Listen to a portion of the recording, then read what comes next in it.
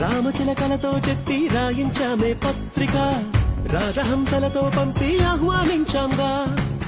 కుదురుగా నిమిషం కూడా నిలబడలేమే బొత్తిగా, ఏమాత్రం ఏ చోట రాజీ పడలేక. చుట్టాలందరికీ ఆనందంతో కలిసి వచ్చేలా, గిట్టని వాళ్ళైనా ఆశ్చర్యంతో కన్నులు వచ్చేలా. కలల్లోనైనా కన్నామా, కథలైనా విన్నామా, ఈ వైభోగం అపురూపం అనుకుంటానమ్మా.